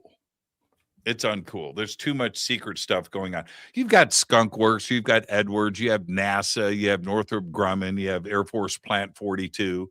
All of it top secret. All of it, all over Palmdale. The signs, they have billboards. Billboard, not a little. I stole a sign. I have one here. I cut it off the fence. I did. I cut it off the fence. It's right there. Warning, restricted area. I've got it hanging on the wall right here. Awesome. And that's one of the, and so you go out to the fence line, which goes all the way around Edwards. That sign right there, they're like every 50 yards. There must be 10,000 of them. So one day I just looked around. I was by myself. I just jumped out, ran up, and snipped it, and it's hanging right there. Anyway, my point being, the signs are everywhere. Don't mess around. All right. This is restricted. No videotaping. No stopping of vehicles. These signs are everywhere. You can't stop. You can't do anything. And so if you stop and you think that you're alone out there, they're on you. They're on you. I watched a guy. I don't know exactly what he was doing, but he looked to me like he was photographing birds. That's what I thought. So I passed him. I'm on my Harley. I passed him, and he's got a tripod out with a long lens. he's not pointing it towards to the runways. He's pointing out into the desert, to the dry lake bed. So maybe he's a nature photographer. I don't know. But I see him and I went, that ain't gonna last long. So I went about 2 miles down the road. I made a U-turn and I'm coming back. 2 cops or 2 camo dudes had him, and they were reading him the riot act. So they just know. Yeah. They just know. Yeah. They know. The sensors and the stuff in the ground and video cameras. There's a mountain out there. I know we're getting sideways here, but there's a mountain out there. It's called Rocket Site Road. That's the name of it. Rocket Site Road. You can look it up on Google. And right next to this there's a mountain and there's launch pads. There's like, I don't know, never counted, maybe 6 or 8 launch pads, just like you see with the rocket launchers with Vandenberg or whatever, SpaceX. And they go right up on top of the mountain right there. Everywhere around that, just use your imagination, are cameras and sensors. You know, and the signs are clear. Do not stop your vehicle. I asked the camo dudes, I said, what if I got a flat tire? He goes, dude, you're going to drive your car out of here on the flat tire. Don't stop. Don't stop. Yeah, that's what they said. What do you take, really quick, this is for me. What do you guys take with you when you go out squatching? What are the main pieces of gear? We have a camera that has low light sensitivity, so we can film without breaking out the night vision or the FLIR camera. But we have 2 different FLIR options, 3 different FLIR options now. And I think, now I'm leaning into using FLIR more often because it's so portable, So those are the things we take. But really the big one is we take our recorder. It seems like the little tiny dictaphone seems to garner the most evidence. Yeah. Because we don't seem to really have permission to use cameras on the phenomena. The distortions with UFOs and blurry Bigfoots and ghosts are blurry because people aren't doing their job. I think it's just because of the distortion of energy that's happening there with the phenomena. But recorders, they like to mess with, like we get like them coming up to the recorder and interacting. So yeah, they'll throw like dirt clots at the microphone. It'll just, you hear it disperse across the tarp of the wood pile, and they'll flick it. They'll all kinds of things. They're not, it's not too intrusive for them. They're more comfortable with just audio recording. What about tree knocking? Do you try that? We've done it, but like not with success, really. I don't think. I've never heard a tree knock back, and I don't think they're tree knocking. I think it's a distortion as they enter inside of a tree or leave it. Like I think they're probably running into the bark and manifesting as part of a telluric field, right? Like they're dispersing into the root system of the tree system. This goes as into opposed like to old communicate, as opposed to communicating with like Morse code. right? Yeah, like you see on TV. No, this is more like old pagan Norse stuff with the green man. Like they are part of the forest and they disperse the sound. Right, yeah. right. One last question. What about the X's? And is that a Bigfoot phenomenon or is it natural? Sorry, Jimmy, you cut out on our end for that question. We missed it. Okay. What about the X's? Is it Bigfoot or natural? I missed that part of the question again. The first part, we heard Bigfoot or natural. Okay, the X's, the gremlin here with us as we're closing. The tree limbs that are X's. Yeah, I think this is part of. Well, we made it this far. Yeah, we did. We made it this far. Yeah. Elon got it. Okay, now the X's, the tree limbs. That's Is weird. that natural, or it did it again? Okay. All right. Right. Listen, you guys, we've got all of your websites up. Where can everybody go to follow your stuff? If you want to go to olympicstrangedays.com, we do a yearly retreat. October's a retreat with us personally. We'll have 4 field experiencers out in the woods here near Forks, Washington. People can buy tickets for that at olympicstrangedays.com now. And then we have a Patreon. We have Patreon, which is just Olympic Strange Days. We have merch on our website. Everything is linked in our website, even our YouTube channel as well. We do a weekly show every Thursday. You can find us, and we have something different every week. It's not always a Bigfoot story. Last time we were crawling up a creek looking for headstones. So we do some funny stuff, some crazy stuff, and we try to keep it lighthearted. And we always say we'll see you in the trees, and that's what we'll say to you now. We will. Right on. Trees, hey, Jimmy. Toby, great to see you again and to have you on the show. And Alicia, you're welcome anytime. Thanks for having us. Thank you. You guys have a great night. Be Bye. safe out there in the woods. You too. Thanks. Perfect night on the show. And here's the thing, Alicia Phifer and Tobe Johnson. They are out in the middle of nowhere in a cabin with the Starlink set up to do the show tonight. And we were wondering if we were going to make it through, and we did, until the most important question of the night, right?